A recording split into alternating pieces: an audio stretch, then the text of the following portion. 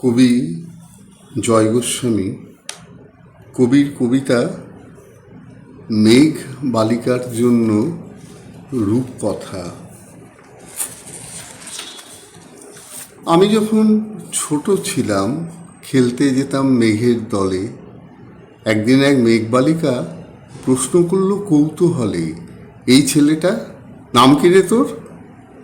আমি বললাম ফুসমন্তর। মেঘবালিকা রেগেই আগুন, মিথ্যে কথা, নাম কি অমন হয় কখনো? আমি বললাম নিশ্চয়ই হয়, আগে আমার গল্প শোনো। সে বলবো শুনবো না, যা, সেই তো রানী, সেই তো রাজা, সেই তো একই ঢাল তলোয়ার, সেই তো একই রাজার কুমার পক্ষীরাজে, শুনবো না আর, ওসব বাজে। আমি বললাম তোমার জন্য নতুন করে লিখবো তবে। সে বলল সত্যি লিখবি?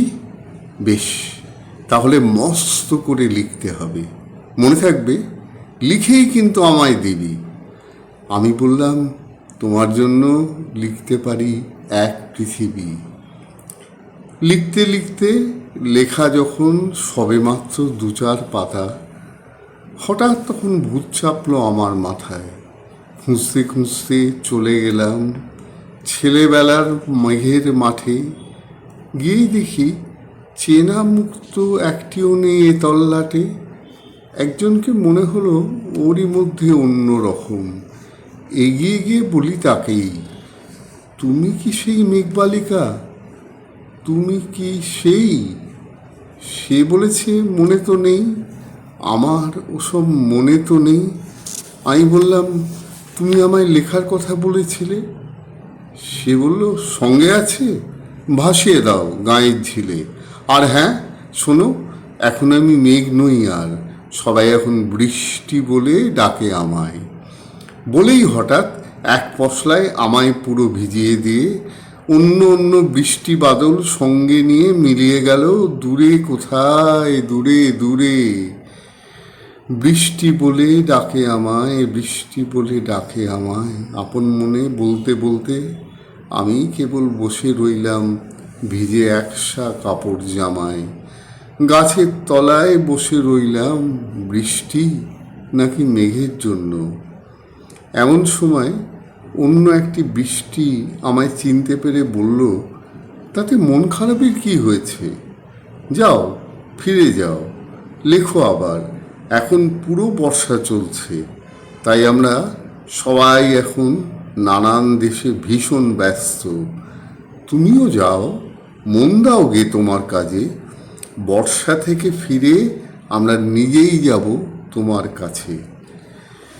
এক পৃথিবী লিখব আমি, এক পৃথিবী লিখব বলে ঘর ছেড়ে সেই বেরিয়ে গেলাম।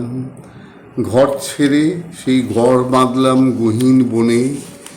সঙ্গী শুধু কাগজ কলম, একাই থাকবো, একাই দুটো ফুটিয়ে খাবো। ধুলোবালি 2-1 মুঠো, যখন যারা আসবে মনে তাদের লিখব, লিখেই যাব। এক পৃথিবীর 100 রকম স্বপ্ন দেখার সাধ্য থাকবে যে রূপকথার, সে রূপকথা আমার একার। ঘাড় গুঁজে দিন লিখতে লিখতে, ঘাড় গুঁজে রাত লিখতে লিখতে, মুছেছে দিন, মুছেছে রাত। যখন আমার লেখবার হাত অসাড় হলো, মনে পড়ল সাল কি তারিখ, বছর কি মাস, সেসব হিসেব আর রাখিনি। লেখার দিকে তাকিয়ে দেখি এক পৃথিবী লিখব বলে একটা খাতাও শেষ করিনি। সঙ্গে সঙ্গে ঝমঝমিয়ে বৃষ্টি এলো খাতার ওপর, আজীবনের লেখার ওপর। বাইরে তখন গাছের নিচে নাচছে ময়ূর আনন্দিত। এ গাছ ও গাছ উঠছে পাখি, বলছে পাখি, এই অরণ্যে কবির জন্য আমরা থাকি। বলছে ওরা কবির জন্য আমরা কোথাও, আমরা কোথাও, আমরা কোথাও হার মানিনি।